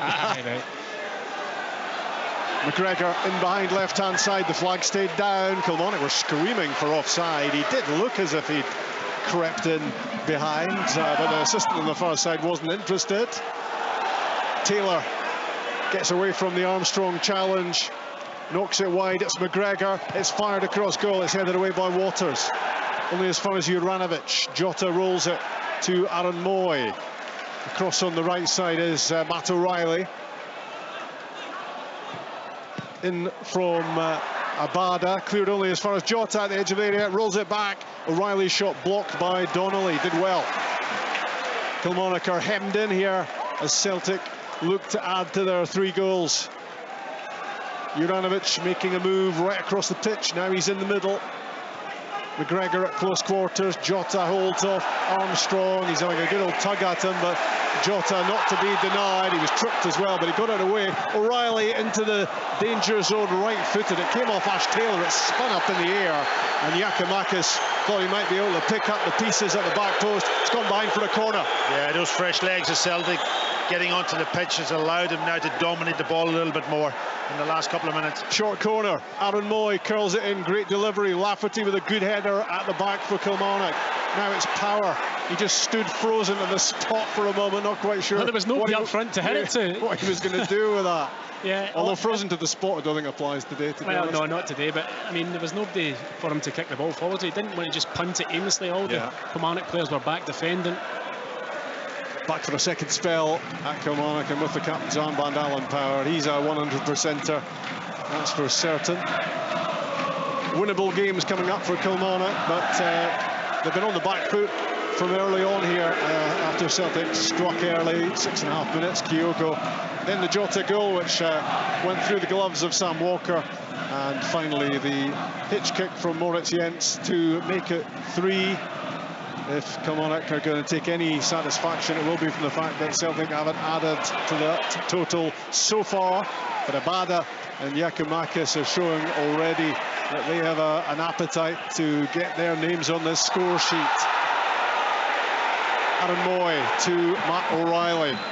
Clipped down the right side of the box for Giakoumakis, and Sam Walker saw that there was enough pace on the ball to allow it to bounce behind for the goal kick in the 70th minute at Rugby Park. I think we're going to take another water break at this point. Kilmarnock 0, Celtic 3 on BBC Radio Scotland. Yeah, I think those players will be desperate for a stop and play, especially the Kilmarnock players this moment in time, because Celtic have just dominated the last 5 or 6 minutes when they got the fresh legs on. Exactly. And that makes the big difference. We talked about at half-time, substitutions, quality coming off the bench. And they're all quality players, you've got to say. They just keep the ball flowing off their first, second touch. And it's so difficult then, especially when you're really, really tired. Kilmarnock have got Ross County in Dingwall next up, Motherwell here, and then Hearts in the League Cup, last 16 at the end of the month. But they've certainly had it tough with Rangers at Ibrox last weekend, Celtic here today, and maybe I mean, Derek talks about looking at 2 rounds of fixtures. He's not going to be making any great assessments at this stage, and maybe getting these games out of the way early is no bad thing. Yeah, I mean, the league's doesn't tell you anything at this minute in time, and having just come up from the Championship, there's a kind of period of time it takes you to get used to the Premiership football. They've had a very tough start, 3 top 4 teams from last season, so difficult. But you're right, there is something that says just get the Celtic and Rangers games out of the way. It's so important though after this that they do then go and pick up points from the games that you've mentioned. I think he also made a point that they were coming up, they didn't know whether they were going to be up or they're still in the Championship, and that they were slow maybe going to the market also, and all that. So all of that upheaval, it's going to take them a year. This year's about consolidating. Yeah, stay in the league. Celtic have scored 8 goals so far this season, 2, 3 and 3 brackets so far, closed brackets. They've conceded only 1. That was in Dingwall last weekend, and it's a very polished and professional start to the season. And they have only got stronger in terms of squad. It's their title to defend. Rangers making it 9 out of 9 yesterday, and Celtic en route to doing just that here today. As Abada speeds in off the right side, Matt O'Reilly with a shot at goal, and he has his head in his hands because he was 15 yards out. He was able to pick his spot down to the left side of Sam Walker, but it was a comfortable save for the keeper. Yeah, down the narrow side. I thought he was going to slew it round him, round his right-hand side. He would have probably maybe had a better chance of beating the goalkeeper from that position.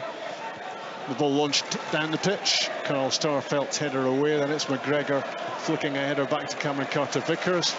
Across it goes to Josip Juranovic. Lots of rumour that he might be departing in the course of the summer, but what he needs is stability and lots of game time leading up to a World Cup in November.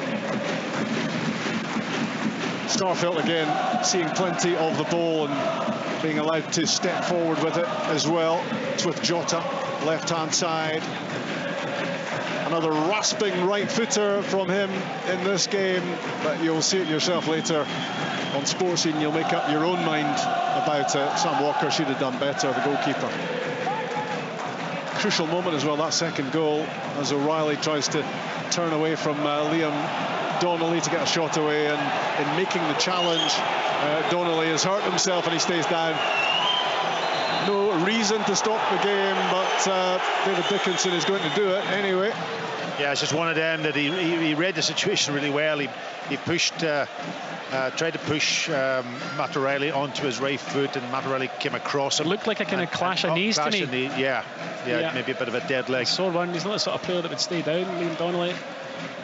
It's quite a solid pairing, that, isn't it, for Kilmarnock? Yeah. That having those two, him and Alan Power in the middle, that's strong, isn't it? It's both very physical players, both ball winners, very competitive. And experienced. Yeah, I mean, you add in that as well. Sitting up now, Liam Donnelly should be okay, although Kilmarnock are getting one of their subs ready. In any case, Innes Cameron is going to be coming on. Yeah, there was a bright spell for Kilmarnock just probably when Starfelt came on the pitch. Kind of almost upset him a little bit, and Lafferty went over and sort of kind of played on him, and they got the ball forward and they worked their way down this right-hand side, but nothing came of it. And that's been probably then Celtic got the fresh legs on, started to control the game, and are in total control at the moment.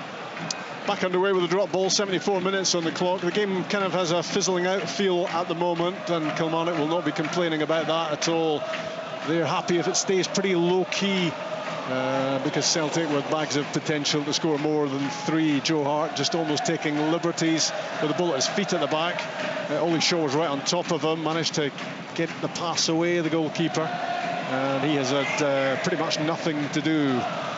One shot from Ollie Shaw late first half springs to mind, but no test of the former England keeper, and he has been playing a pretty much watching brief as Taylor clips a pass across to Abada. Ahead of him, O'Reilly, and it was a big stretch for Lewis Mayo to get on the end of the cutback and make sure it didn't get through, and it goes behind, and Celtic will have a corner.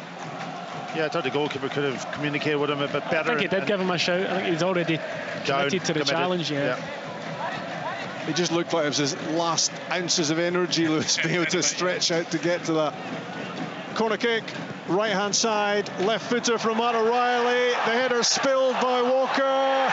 Carl Starfelt has his first Celtic goal, picking up the pieces, close in. 4-0 Celtic at Rugby Park. Well, if anyone was unsure about Sam Walker being at fault for the Jota goal, he's definitely at fault for this one. Spills the shot. Starfelt should have put it away first time. He gets a second bite of the cherries and comes back off Walker, puts it into the back of the net. A really, really sloppy goal for Kilmarnock to lose. Yeah, if you're not going to catch it, you got to knock it away, be sure, but I think it was there to be caught. He's come up off the deck a little bit, but he's got to keep a hold of that. And once he drops it, then Starfelt did well to follow up. Well, you probably got to ask why Starfelt's free as well. Yeah, that's another question. He's spun around the back, actually. Yeah, it was poor from Walker. and Carl Starfelt. And the second attempt wasn't going to pass up the opportunity. He did a fair celebration as well. Yeah, it's the way you celebrate when you've gone through a whole season without scoring, and finally you're off the mark. And coming back from injury so quickly. Yeah. I think he's relieved to be back on the pitch and gets his goal. 3 becomes 4. Armstrong to Olabiusu down the right-hand side for Kilmarnock. Back goes Jota. Well, that's terrific from him. He's really deep there, Jota, to make the challenge and win the ball and get Celtic up the pitch again.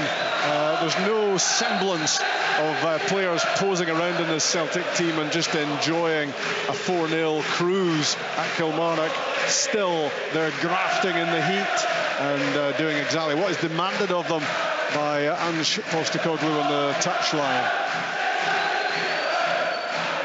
The throw from Ash Taylor towards Kyle Lafferty, and free kick is given by the assistant, who was close enough. Taken by Hart out to Cameron Carter-Vickers. 12.5 minutes to go here as Juranovic just spins away from McKenzie. Strong and skillful in the same breath. Now Jota clinging to the touchline, left-hand side. Just a little shimmy away from Armstrong. Well, the reason he couldn't get completely away from Dan Armstrong was that he had possession of part of Jota's shirt. He's booked for that challenge. Jota takes the quick free kick. Callum McGregor rolls it across goal, but will have to come back. Yeah, and I think that's down to obviously what happened before also, when I think he impeded. So yeah, that's a booking for him. I actually quite like him since he's come on early on. Yeah, he's a wee bit of pace about him. He put a great ball into the box also. He maybe just wanted Jota's shirt, but he was about 12 minutes or so too early. The free kick is taken now. Riley, Jota, left-hand side, curling cross headed away by Ash Taylor. Bouncing out to Aaron Moy for Celtic off the bench. Juranovic plays one in behind Callum Waters, but always too much on it. It was intended for Liel Abada. 3 changes now on the way for Kilmarnock. Innes Cameron is one of them. Brad Lyons is another. Kyle Lafferty is coming off. Liam Donnelly is off. And the other one coming on is Liam Polworth. There will be lots more games to come for newly promoted Kilmarnock to define their season. Results against Rangers and Celtic really aren't going to make the difference for them. Lots of football on the way for the championship winners of last season to show what they're made of and get themselves a healthy position in the table. Healthy for Celtic is the ability to introduce James Forrest at this late stage. Yeah, not a bad sub to be able to bring on, but Kilmarnock just putting some fresh legs on. Obviously the 3 players coming off are the older players, slightly more experienced players, and maybe Derek McInnes just feels the heat's got to them, and also the fact that they've had to chase Celtic around all afternoon. Yeah, I think also he realises the game's probably over from their perspective. Let's get players on the pitch at this early part of the season, get a game time up a little bit. He's already going to be thinking about Ross County next weekend, and then ending will, and then Motherwell here, Tomo. You know, games Absolutely. In which they're looking to get points on the board. Yeah, those are games that they'll want to win, fancy that they can win. I'd be interested to see what he thinks of this second half performance. I do think it's been slightly better from Kilmarnock. Whether that's down to the fact that Celtic probably just dropped their level a wee bit in this heat. But yeah, those are the games that he's going to have to, if he wants to keep Kilmarnock in the division, look to get points from. There's no doubt about that. Celtic in the comfort zone as they continue this defence of their title. Rangers and Celtic neck and neck at the top of the Premiership. 9 goals with 1 conceded now for Celtic on the back of 4-0 here, but there's still time, plenty of time to add to that if they so desire, and much of it will come down to their desire. Just content at the moment to keep possession of the ball and switch it around and keep Kilmarnock chasing, which they've done all afternoon long. Out from Hart to Starfelt, had to hurry. He did find a decent pass to pick out Juranovic. Now lots of room for Matt O'Reilly in between the lines, and he rolls it out wide for Abada. Lifted in by Liel Abada. The overhead kick, it's another one, it's another goal. It's Georgios Giakoumakis, this time spectacular from the substitute. It's a brilliant finish from him. He gets his goal, and Celtic make it 5 at Rugby Park. That was an overhead kick. That was up in the air. It was the old traditional overhead kick, bicycle kick.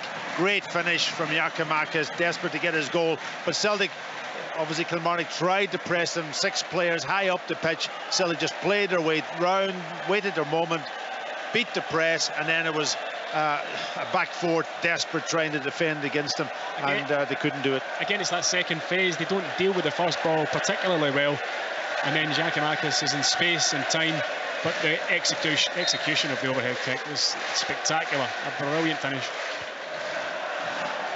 Could you not have done that better yourself, Tomo? No, absolutely not. Not without breaking my neck, no. I think he was just sending out a message to Moritz Jenz. Here's how it's done, Moritz. Couple of overhead kicks for Celtic, 5 on the day. It's a bruising defeat, this, for Kilmarnock. And there could be more with 7.5 minutes of 90 still remaining. Rangers scored 4 yesterday at home to St Johnstone. Celtic make it 5 in Ayrshire against Kilmarnock. Callum Waters with a throw-in for them. Deep down the pitch. Free kick given. Kilmarnock's away. Sam Walker with a ball under his arm, sprinting out to take this goal kick. Goalkeeper errors have played their part in this. But was there really any stopping Celtic in any case? If they hadn't scored on those 2 occasions, they probably would have scored on other ones. And they have made it 5. Emphatic, comprehensive, any adjective you fancy. Celtic way ahead. And it is, well, it's a timely lesson maybe for Kilmarnock about the league they're now in. And it's Cameron doing some good work in pinching the ball in the final third. Now it's Armstrong on his left foot from the right side, and Ollie Shaw with a back post header, but he wasn't getting a free header there, and that meant that all he could do was power it down in hope rather than expectation, and it was comfortable for Joe Hart. Armstrong's been a bright light for Kilmarnock in a pretty dismal afternoon. Again, it was him there on the right hand side, cutting onto his left. The ball in's very, very good, but you're right, Ollie Shaw unable to get any real purchase on the header. At the back, Aaron Moy just positioning himself in between the 2 centre backs. Starfelt, Carl Starfelt, goal scorer. It's been a while since we've been able to add that tag.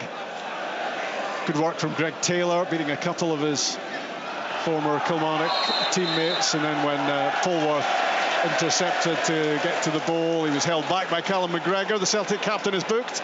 Yeah, the referee's been consistent in that.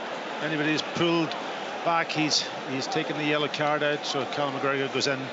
I think I'm looking at Greg Taylor in the left back. I think he's been very composed today. I think he's done well. Anytime he's on the ball, he's been composed, he's passed it, he's got himself forward. He's won a few headers under pressure.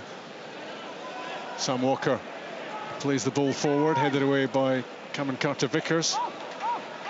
Callum Waters turns it inside to Brad Lyons. He chips it into the penalty box for Shaw to chase, but Shaw's problem is that he has to somehow get Cameron Carter-Vickers out of the way to get to the ball, and not easy. That pretty much qualifies as mission impossible. Absolutely solid. That'll be a good signing for Celtic, there's no doubt. Very consistent, great season last season. Free kick is given against the Mayo challenge on Giakoumakis. You're talking about Greg Taylor there. I mean, he's a player that some of the fans, some of the Celtic fans, and maybe some of the pundits as well, constantly are trying to replace and improve on, but actually he delivers a lot, and you get everything from him. Absolutely. He deserves a lot of credit. You know, it's not easy to stay in the Celtic side with the quality that they've got and the options that they've got all over the pitch. I don't think he's let anybody down in his time at Celtic, and certainly today he's put in a fabulous performance.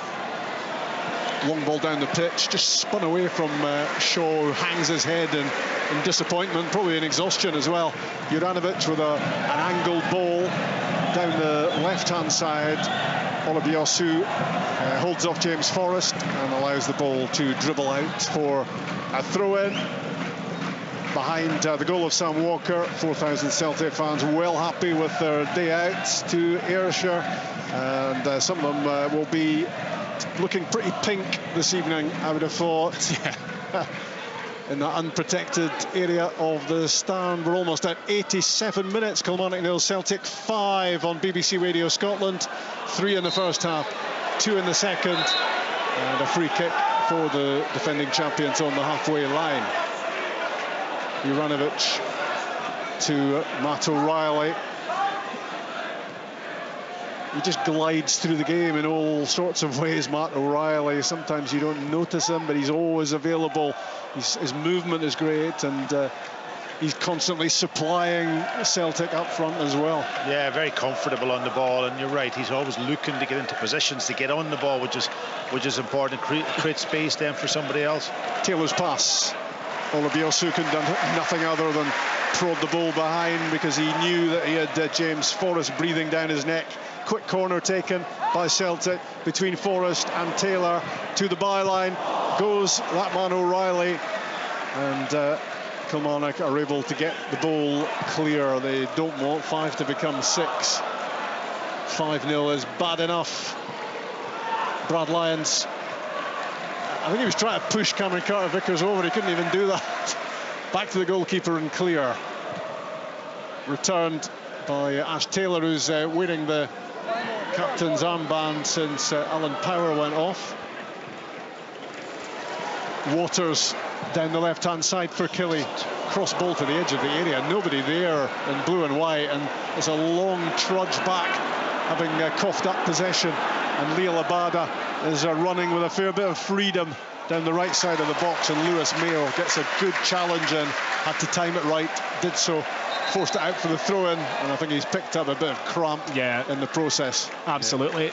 Getting into the last minute of the game, and he had to be at full stretch there to stop Leo Labada. Actually really good defending from Mayo, and just a wee bit of cramp, understandable in this heat. I think that's the other disappointment from Kilmarnock's perspective also, is when they got into positions wide and they had a little bit of space to put a ball in, they've never got good crosses in. No. They've never been able to get a cross, especially when Kyle Lafferty was in hanging around that sort of penalty spot. No cross came in for him to go and attack. Free kick for Kilmarnock on the halfway line. Fouling in is Cameron. Wonder if he can force his way into more game time this season. The young striker has had some loan action, but not too much in the blue and white stripes. Polworth to Waters as Kilmarnock attack down the left-hand side. Keeping at it as they must. Ash Taylor stepping away from Forrest and Labada, and then to Lewis Mayo, and back to Sam Walker. And the Celtic fans giving the Kilmarnock goalkeeper no peace there as he tried to step away from Giakoumakis and get it clear. Again, it seemed to be happening in slow motion. But it shows you how hungry Celtic is also. Forrest threads it through. McGregor almost there. It just gets away from the Celtic captain, and Walker can pounce on it. But the pressing of Celtic there in the last minutes of the game, 4 or 5 players, all the way from the halfway line right up, and even putting pressure on the goalkeeper when they're 5-0 up is quite remarkable.